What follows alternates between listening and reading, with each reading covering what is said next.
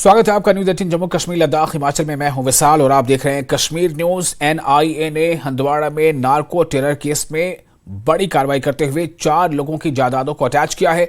करोड़ों रुपए मालियत की जायदादों को अटैच किया गया है। एनआईए ने हंदवाड़ा तहसील में मुख्तलिफ मकामात पर छापे डाले हैं, जिसके नतीजे में मुख्तलिफ मकामात पर 4 लोगों की जायदादों को अटैच किया गया और रिहायशी मकानों के साथ साथ जमीनों को भी अटैच किया गया। इस मौके पर एनआईए ने मकानों पर बोर्ड चस्पा किए। इस केस में पहले ही कई अफराद की गिरफ्तारी और भारी मकदार में रकमात जब्त की गई हैं। वाज़ेह रहे कि इससे पहले भी एनआईए ने कुपवाड़ा में मुख्तलिफ जगहों पर छापे मारे और दहशतगर्द सरगर्मियों में मुलव्विस लोगों की जायदादों को अटैच किया है।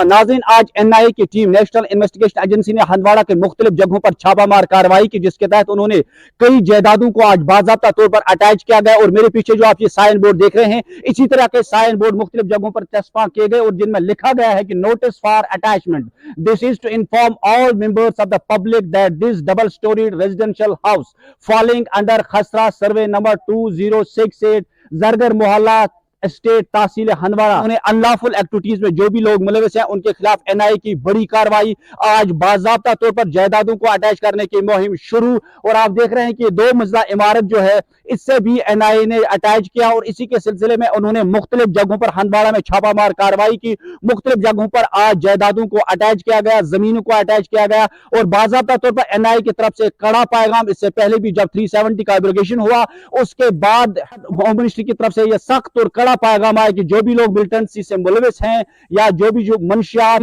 नार्को टेरर एक्टिविटीज में मुलविस हैं, उनके खिलाफ कड़ी कार्रवाई होगी। और इसी सिलसिले की कड़ी के बतौर आज एनआईए की टीम हंदवाड़ा में मौजूद, सवेरे से ही उन्होंने मुख्तलिफ जगहों पर छापामार कार्रवाई की। उनके साथ जम्मू कश्मीर पुलिस और सीआरपीएफ के जवान भी थे। एनआईए की बड़ी कार्रवाई है आज हंदवाड़ा में, तो इससे साफ जाहिर हो रहा है कि आने वाले वक्त में जो भी लोग मिलिटेंसी या मंशियात या नार्को टेरर एक्टिविटीज में मुलविस हैं, उनके खिलाफ मुहिम जारी रहेगी। इससे पहले भी एनआईए ने कुपवाड़ा समेत जम्मू कश्मीर के मुख्तलिफ इलाकों में इस तरह की कार्रवाइयां अंजाम दी और आज एक बार फिर हंदवाड़ा के इस इलाके में मुख्तलिफ जगहों पर एनआईए की बड़ी कार्रवाइयां, जायदादों को किया गया अटैच। नेटवर्क 18 के लिए हंदवाड़ा से मैं याहिया सुल्तान।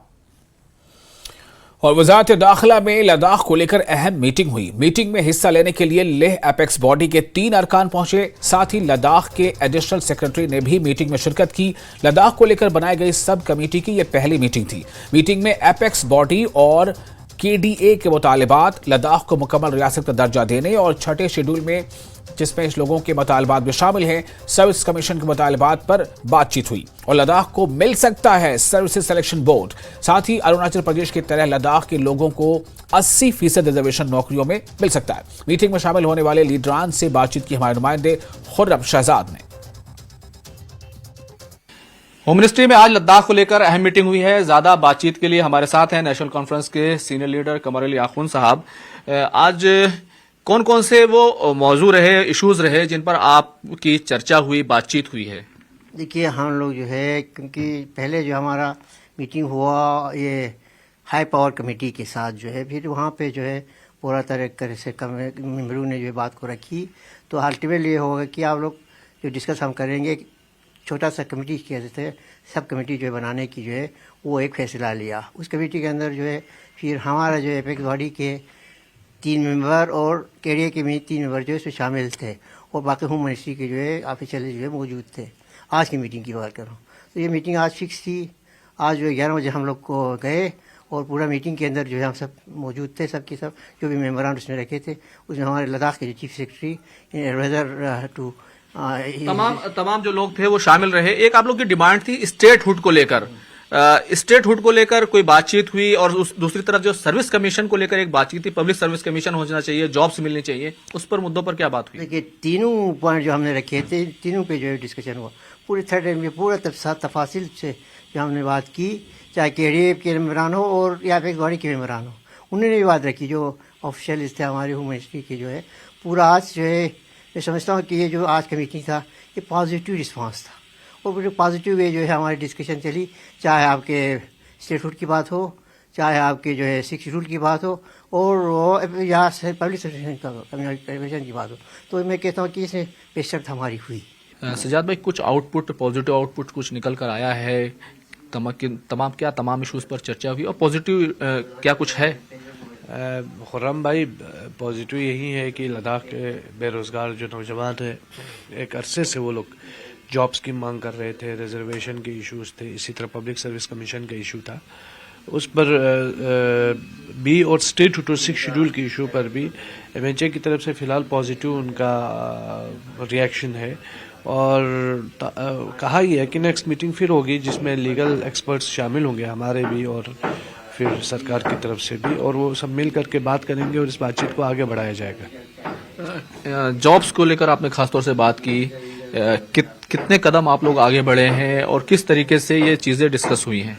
तवक्का है कि जो स्टाफ सिलेक्शन बोर्ड है, जो लद्दाख के लिए नहीं था अभी तक, SSC सारा कर रहा था, तो वो नहीं होगा। अब लद्दाख के लिए अपना डिविजनल कैडर के जो स्टाफ सिलेक्शन बोर्ड बनेगा, ये उन्होंने कमिट किया है। इसके अलावा जो है पब्लिक सर्विस कमीशन पर भी हमने अपनी बात रखी है, जिसमें जो है वो Jammu Kashmir public service commission के अंदर हो या फिर लद्दाख के लिए अलग पब्लिक सर्विस कमीशन की बात हो, तो ये दिए जाने की हमने मांग रखी है। एक बात जो चल रही थी कि डेनिक्स के अंदर लद्दाख को डालने की, तो उसकी हमने बिल्कुल उसकी मुखालिफत की है और हम नहीं चाहते हैं कि डेनिक्स के अंदर हमारे जो लोग हैं वो जाएं। Jammu Kashmir public service commission में अगर लद्दाख के बच्चों का हो जाता है तो वो भी एक्सेप्टेबल है, और अगर लद्दाख के लिए पब्लिक सर्विस कमीशन बनता है तो उसमें भी। कैमरामैन मुनमुन सिंह के साथ खुर्रम शहजाद, न्यूज़ 18 दिल्ली। और महबूबा मुफ्ती की जम्मू में राजौरी पुंछ के लीडरान के साथ मीटिंग हुई। इस मीटिंग में वोटों के नुकसान को लेकर तबादला ख्याल किया गया। दरअसल राजौरी पुंछ में 65% आबादी पहाड़ी है और ST का दर्जा मिलने का असर PDP को अपने वोट फीसद पर पड़ता दिखाई दे रहा है। इसीलिए महबूबा मुफ्ती घबराई हुई दिखाई दे रही है। और इस मीटिंग में हाजी अब्दुल हमीद चौधरी नायब सदर, Amrik Singh Raina general secretary, advocate MR Qureshi साबिक MLC और campaign committee incharge Anantnag Poonch पालवानी seat master Tassaduq Hussain, advocate Maroof Khan, advocate Javed Chaudhary ने शिरकत की। इम्तियाज पांडे, शमीम गनाई जिला सदर पुंछ, इकबाल शाह जिला सदर Rajouri, advocate Shaukat Chaudhary, Nadeem Khan, DDC Manohar Singh, Anjum Mirza, Tazeem Dar, advocate Syed Majid Shah general secretary youth Pir Panjal और दीगर मौजूद रहे। जम्मू कश्मीर में बीजेपी के सदर रविंद्र रैना ने महबूबा मुफ्ती की राजौरी और पुंछ के गुजर और बकरवाल लीडरों से मुलाकात पर रद्द-ए-अमल जाहिर किया है और कहा है कि महबूबा मुफ्ती ने गुजर बकरवाल और दीगर की मदाखलत यानी उनकी मफादात के खिलाफ काम किया है। क्योंकि बीजेपी ने तमाम बिरादरियों की तरक्की के लिए काम किया है, बीजेपी जम्मू कश्मीर और लद्दाख की तमाम 6 सीटों पर इलेक्शन लड़ेगी, उनका ऐसा कहना था। कि हमारे सियासी बड़ी शख्सियत के जो मालिक हैं वो भारतीय जनता पार्टी में शामिल हो रहे हैं। गुजर बकरवाल कबीले के लोग, कश्मीरी लोग, डोगरा लोग, हर तबके से आज भारतीय जनता पार्टी में ज़बरदस्त ज्वाइनिंग हो रही है। जनाब मोहम्मद रफ़ीक शाह साहब जो एक जानी मानी सियासी शख्सियत के मालिक हैं, उन्होंने आज बीजेपी का दामन थामा है। जनाब मोहम्मद अयूब पहलवान साहब ने बीजेपी का दामन थामा है अपने साथियों के साथ। और इसके साथ साथ आप देख रहे हैं सरपंचीज, पंचीज, DDC, BDCs, और वो चाहे पहाड़ी कबीले के हों, गुजर बकरवाल हों, गद्दी CP हों, कश्मीरी हों या डोगरा हों, सब बीजेपी में शामिल हो रहे हैं। क्योंकि मोदी साहब का नारा है सबकी खिदमत करना, सबका ख्याल रखना, सबको एतमाद में लेके काम करना और सबका दिल जीतना। और मोदी साहब ने लोगों के दिल जीते हैं। जो काम किया है गरीबों, मस्कीनों, ज़ईफ़ों की जो मदद मोदी साहब ने की है, ये उसी का नतीजा।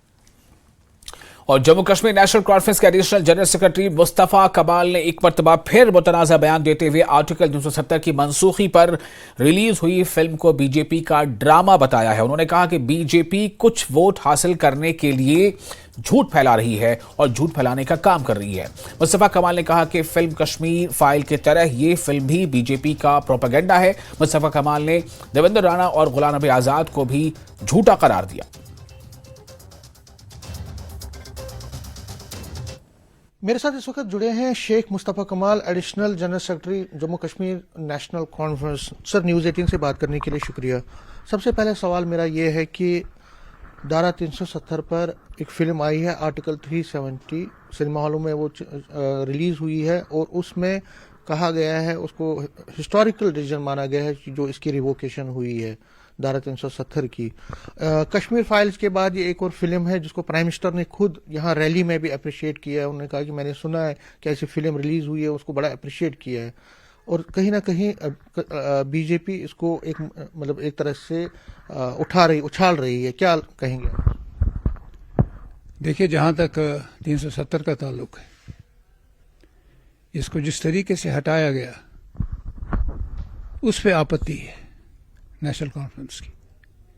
ये एक धारा संविधान में दर्ज है और 70 साल बीत गए जब इसको संविधान में शामिल किया गया और जिस तरीके से इसको हटाया गया उस तरीके से जो डेमोक्रेसी है, डेमोक्रेसी पे एक कलंक लगा है।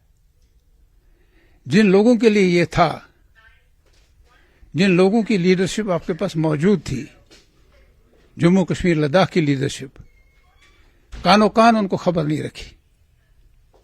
इसको आप हिस्टोरिक मानते हैं? पार्लियामेंट में जिस दिन पेश हुआ उस दिन तक भी कानो कान किसी को मालूम नहीं था और जिस हिसाब से इसको पार्लियामेंट में रखा गया और पार्लियामेंट की मंजूरी हासिल की, वो तो मेरे ख्याल से 1 घंटे के अंदर अंदर मामला तय हो गया। इस जैसे हसास मामले में जो मेरी दानिश में है, इसमें कम से कम 7 दिन दिए जाते हैं बहस के लिए। बहस का मौका दिया ही नहीं, चर्चा हुई नहीं। जो वहां मेंबर पार्लियामेंट है हर पार्टी के, उनको मौका नहीं मिला अपनी बात रखने के लिए। और आज इसको, इस झूठ को सच बनाने के लिए अब इस पे रील बनने वाली है, फिल्म बन रही है। फिल्म बनाने की जरूरत क्या थी? इसको आप इतना क्यों घबरा रहे हैं? इतनी सफाई पेश करने की क्या जरूरत थी? क्योंकि मन में खोट है, बीजेपी के मन में खोट है। इससे हमारी 2 चीजें, एक तो ये जो है दफा 370 फॉरेन अफेयर्स डिफेंस कम्युनिकेशन जो शुरू में था, उसकी बिना पे एक रिश्ता जोड़ा गया मरकजी सरकार के साथ महाराजा हरि सिंह ने, और ये पास हुआ। 27 से जो है कि 23 से है, जो महाराजा हरि सिंह ने 1927 में पास किया कि नौकरियां और जमीन लोकल्स के लिए है, बाहर वालों के लिए नहीं। अपनी पार्टी के सरबराह अल्ताफ बुखारी ने छानापुरा का दौरा किया। इस मौके पर उन्होंने एक बड़ा बयान दिया। उन्होंने कहा कि मैं छानापुरा असेंबली सीट से चुनाव लड़ूंगा। साथ ही उन्होंने उम्मीद जाहिर की कि लोकसभा और असेंबली के एक साथ इंतखाबात हो सकते हैं। उन्होंने कहा कि लोकसभा का चुनाव पार्टी जम्मू कश्मीर की तमाम सीटों पर लड़ेगी। उन्होंने मजीद कहा कि हमें यकीन है कि लोग अपनी पार्टी का साथ देंगे। हम सच के साथ हैं और लोग भी सच का ही साथ देंगे, ऐसा अल्ताफ बुखारी का कहना था।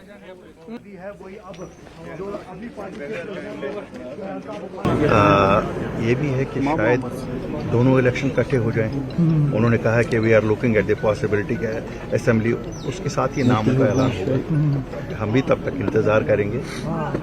लेकिन मैं जम्मू कश्मीर के लोगों को यकीन दिलाना चाहता हूँ, ये पार्टी जो 2019 के बाद वजूद में आए, उन मुश्किल हालात में जब बहुत अंधेरे हालात थे यहाँ, उस वक़्त कहीं सियासतदान दिख नहीं रहे थे, लेकिन हम लोग निकले, लोगों के लिए निकले। उस वक़्त निकलना वो फैसला था जो कुछ ही लोगों ने हिम्मत की कि लोगों की बातों को सामने लाएं और उनके मसलों का हल करें। हम निकले और एक नई सियासत निकले हैं, एक वो सियासत लेके निकले हैं जिसे कहते हैं ओपन और ट्रांसपेरेंट सियासत।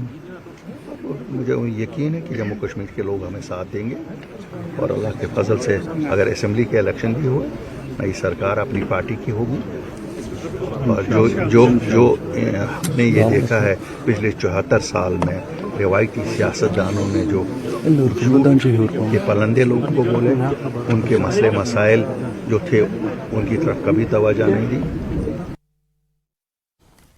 और फिलहाल एक छोटा सा ब्रेक लेते हैं। ब्रेक के बाद खबरों का सिलसिला जारी रहेगा। ब्रेक के बाद में फिर आपका स्वागत है। डिप्टी कमिश्नर शोपियां की हिदायत पर तहसील केलर में पब्लिक आउटरीच प्रोग्राम का इनेकाद किया गया। इस प्रोग्राम में तहसील केलर के मकामी लोगों, वर्करों और इलाके की मुअज्जम शख्सियात ने शिरकत की। ACD शोपियां मोहम्मद इमरान ने प्रोग्राम में मेहमान खुसूसी की हैसियत से शिरकत की और आम लोगों और वर्करों को सेंट्रल स्पॉन्सर्ड स्कीमों के बारे में जानकारी दी। प्रोग्राम का ताल्लुक है, ये ऑनरेबल एलजी साहब का प्रोग्राम है। आज हम यहाँ पर डिप्टी कमिश्नर साहब शोपियां की हिदायत पर ब्लॉक केलर में आए हैं और यहाँ लोगों से बात की। तमाम पंचायतों से लोग यहाँ जमा हुए थे और हमने यहाँ पर जो सेंट्रल स्पॉन्सर्ड स्कीम्स हैं उनके बारे में लोगों को आगाह किया और ख़ासकर जो RDD की जो स्कीम्स हैं, MG नरेगा हुआ, PMAY हुआ, SBM हुआ, उसके मुतालिक जो है हमने लोगों से बात की और उनके मसाइल सुने।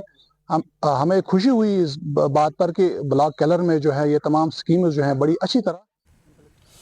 और सयाहती मकाम गुलमर्ग में जारी खेलो इंडिया में कश्मीर की पहली पैराग्लाइडर खातून मरियम भी हिस्सा ले रही हैं। मरियम अपने ख्वाबों को हकीकत में बदलने की उड़ान भर रही हैं। उन्होंने न सिर्फ पैराग्लाइडिंग की है बल्कि अब गुलमर्ग के ढलानों पर स्कीइंग में भी अपनी सलाहियतों का मुजाहरा कर रही हैं। पैराग्लाइडिंग के बाद मरियम ने इस बार खेलो इंडिया में हिस्सा लिया। इनके कोच महमूद का कहना है कि इनका सर फख्र से बुलंद है कि मरियम मुख्तलिफ मुकाबलों में अच्छा मुजाहरा कर रही हैं। मरियम ने वादी की लड़कियों को पैगाम दिया है कि वो पैराग्लाइडिंग और दीगर स्पोर्ट्स के मैदानों में आएं और अपनी सलाहियतों का मुजाहरा करके अपने नाम को तारीख के औराक में दर्ज करें। कोर्स किया था अक्टूबर में बीर ग्लिंग्स है। अभी तक कश्मीर में कोर्स फीमेल किसी ने नहीं किया है। हम बहुत शॉर्ट टीम है यहाँ पे, तो हमारा ये मोटो है कि हम कश्मीर से बाकी यूथ को थोड़ा सपोर्ट करें, थोड़ा बूस्ट करें ये कोर्सेज करने के लिए, एडवेंचर में आने के लिए। मैं ये बताना अगर हम पैराग्लाइडिंग की बात करें और कितना टफ है एक लड़की के लिए, और ख़ास तौर पर अगर हम कश्मीर की बात करें, जो कश्मीर की लड़कियां हैं, किस तरह उन्होंने आगे बढ़ना है इस फील्ड में जाने के लिए? देखिए सर, टफ अगर हम देखें तो टफ कुछ भी नहीं है। फीमेल मेल आजकल सेम इक्वालिटी पे है। हर कोई एडवेंचर हो या कोई लाइफ का और कोई काम हो, सेम लेवल पे आगे आ रहे हैं। तो मैं कश्मीर की फ़ीमेल्स को ये बताना चाहती हूँ कि उनके लिए मुश्किल कुछ नहीं है। बस हमें खाली हमारे जो मेल एडवेंचरर्स है, एथलीट्स है, उनसे थोड़ा सपोर्ट चाहिए। कश्मीरी फ़ीमेल्स को थोड़ा बूस्ट चाहिए ताकि वो ये चीज़ करे, क्योंकि उनको बूस्ट नहीं मिल रहा है, इसलिए वो नहीं कर पा रहे। अदरवाइज़ कोई टफ़ नहीं है, कोई गेम टफ़ नहीं। मेरा पर्सनली ये ड्रीम है कि मैं अफरवट से फ़्लाई करूँ, माउंट अफरवट से फ़्लाई करूँ। बट फ्लाईएबल यहाँ पे सबसे बेस्ट रिजॉर्ट है राजदान टॉप, बांडीपुरा, तो वहाँ से फ्लाइंग हो सकती है, जो मतलब नेशनल लेवल की फ्लाइंग हो सकती है। पैराग्लाइडिंग में भी इसने बहुत ही अच्छा करके दिखाया। हमारा हमेशा यही सपोर्ट रहता है इन सभी बच्चों के साथ। जैसे मरियम ने खुद भी बताया होगा, चाहे इनको किसी भी चीज़ की फैसिलिटी की ज़रूरत हो, वो इक्विपमेंट की फैसिलिटी की ज़रूरत हो, कभी कभार फाइनेंशियली जितना हमसे सपोर्ट हो सकता है, और फिजिकली हमें खुद भी जाना पड़ता है। मैंने C1, C2, C3 उसमें कर दिया complete. As of now she is the first paraglide, she is not instructor but she can do paragliding in Kashmir की एक पहली लड़की है जिन्होंने पैराग्लाइडिंग की है, और इनका ड्रीम है कि कश्मीर के अंदर जितने भी हाई एल्टीट्यूड्स यहाँ पे हमारे पास है, यहाँ ये पैराग्लाइडिंग करे और एक राह रास्त बने बाकी लड़कियों के लिए। उन्होंने मैसेज दिया है कि वो लड़कियाँ आगे आए और इस फील्ड में उनके लिए एक बड़ी अपॉर्चुनिटी है। न्यूज़ 18 जम्मू कश्मीर के लिए मैं गुलमर्ग से मुनीर हुसैन हुर्रा। और वितर हिल इलाके में आज caring people welfare foundation trust की जानिब से गरीब और जिस्मानी तवानाई से खास अफराद में मुख्तलिफ तरह का सामान तकसीम किया गया। इस दौरान इन अफराद में सुनने की मशीनें, कमर को लगाने वाली बेल्ट और दीगर मशीनें तकसीम की गई। इस मुहिम के तहत तकरीबन 80 अफराद में चीज़ें तकसीम की गई जो कई दूर दराज इलाकों से आए थे। आज वितरहिल वडगाम में डॉक्टरों की निगरानी में इन अफराद को मदद फराहम की गई। लोगों ने इस इक़दाम की सराहना करते हुए कहा कि ये गरीब आवाम की सहूलत के लिए काफ़ी फ़ायदेमंद है। ट्रस्ट के चेयरमैन मुज़म्मिल अहमद नजार ने कहा कि इनका मकसद ही यही है कि गरीब और ज़रूरतमंदों की मदद की जाए। वितरहिल का इलाका है, एक पसमानदा इलाका है और गरीब इलाका है कि हमने यहाँ पर 2019 में एक इदारा कायम किया है जो केयरिंग पीपल वेलफेयर ट्रस्ट के नाम से जाने जाते हैं, जो आज तकरीबन 5 जिलों के अंदर चाहे सिलाई सेंटर होते हैं, चाहे गरीबों के अंदर राशन तकसीम करना होता है, ये मतलब जो ग्राउंड लेवल पर काम होते हैं इस इदारे के ज़रिए होते हैं। क्योंकि आप यहाँ के जो अवाम है इनसे भी पूछ सकते हैं कि ये इदारा इस गरीब इलाके में क्या काम कर रहा है। इस आज हमने यहाँ पर अलीम को के ज़रिए उनके साथ कोलाब्रेशन करके ज़रिए यहाँ पर उन लोगों के अंदर चाहे किसी को कान सुनाई नहीं देती थी, उसको हमने मुफ्त में मशीन तकसीम की है, किसी को व्हील चेयर दिया है, किसी को जो कमर का बैलेट होता है वो हमने तकसीम किया है यहाँ पर, और वो भी मुफ्त। और गरीब आवाम यहाँ मतलब। और इसके साथ ही इस बुलेटिन में फिलहाल इतना ही, लेकिन न्यूज़ 18 JK न्यूज़ पर लगातार बड़ी और अहम खबरों का सिलसिला जारी रहेगा।